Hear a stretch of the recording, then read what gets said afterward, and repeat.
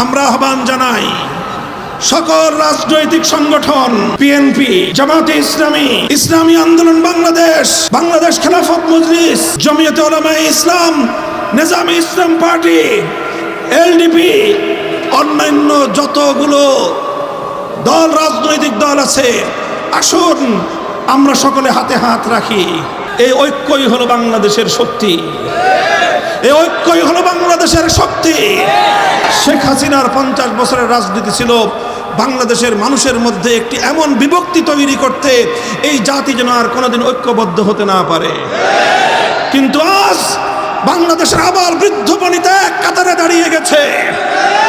School থেকে আমার ছেলেমেয়েরা নেমে এসেছে, কলেজ থেকে আমার সন্তানেরা রাজপথে নেমেছে, মাদ্রাসা থেকে আমার সন্তানেরা হাতে হাত ধরে রাজপথে দাঁড়িয়ে গেছে।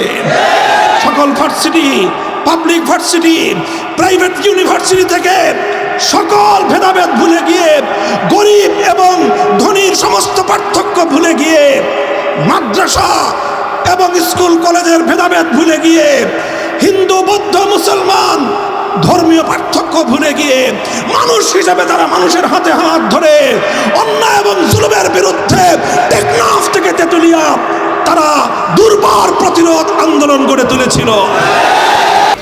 বাংলাদেশের মানুষ আজকে একটি অর্থনৈতিক মহা সংকটের মুখোমুখি পতিত। শেখ হাসিনা এবং তার দোসররা বাংলাদেশটাকে খোকলা করে রেখে গিয়েছে। হাজার হাজার কোটি টাকা উন্নয়নের নামে পাচার করেছে। শেখ হাসিনার একার পাচারকৃত টাকা আর তার পরিবারের পাচারকৃত টাকা দিয়ে এই বাংলাদেশে হাজারো উন্নয়ন প্রকল্প বাস্তবায়ন করা সম্ভব। তাই আজকে আমি অন্তর্বর্তী সরকারের প্রতি দাবি জানাতে চাই, বিগত ফ্যাসিবাদী সরকারের পাচারকৃত সকল সম্পদ বাংলাদেশে ফিরিয়ে আনতে হবে। শেখ হাসিনা নরেন্দ্র মোদীর ঘরে বসে আমার বাংলাদেশের স্বাধীনতার বিরুদ্ধে, এদেশের ধর্মীয় সম্প্রীতির বিরুদ্ধে ষড়যন্ত্র করছে। তাকে দ্রুত, অতি দ্রুত সময়ের মধ্যে বিচারের মাধ্যমে, আদালতের প্রক্রিয়ার মাধ্যমে, প্রয়োজনে ইন্টারপোলে রেড অ্যালার্ট জারি করার মাধ্যমে হাজারো মায়ের সন্তানের হত্যাকারী শেখ হাসিনাকে ধরে বাংলাদেশের বিচার কার্যকর করতে হবে। আমার 2013 সালের শাপলা চত্বরের শহীদের বিচার করতে হবে।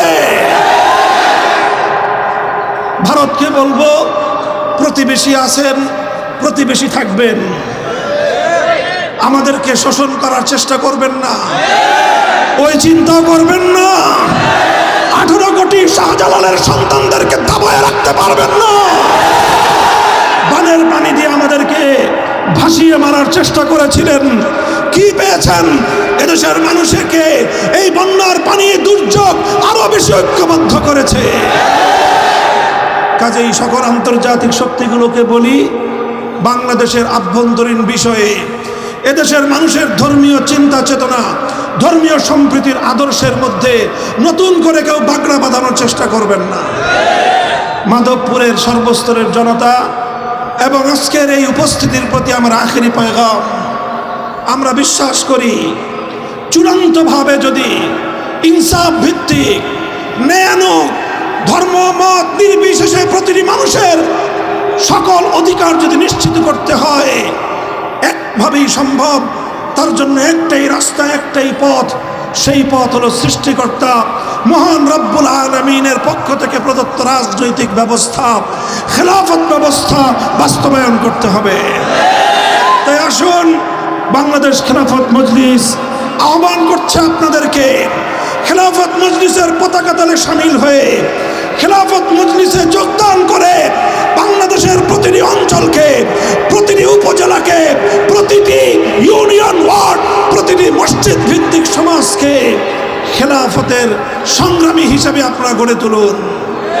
ইনশাআল্লাহ বাংলাদেশ খেলাফত মজলিস সমমনা অন্য সকল ইসলামপন্থীদেরকে নিয়ে আগামীর বাংলাদেশকে ইসলামী সমাজ ব্যবস্থায় গড়ে তুলবে ইনশাআল্লাহ। প্রস্তুত থাকবেন তো ইনশাআল্লাহ? ইনশাআল্লাহ আপনারা যদি জেগে থাকেন এদেশের মানুষের ভাগ্য নিয়ে আর কেউ ছিনিমিনি খেলবার সাহস পাবে না ইনশাআল্লাহ। আপনাদের সকলকে সেই সোনালী দিনের আমি আগাম পেগাম দিয়ে বক্তব্য শেষ করলাম। ওয়া আখিরু দাওয়ানা আলহামদুলিল্লাহি রাব্বিল আলামিন। আসসালামু আলাইকুম ওয়া রাহমাতুল্লাহ।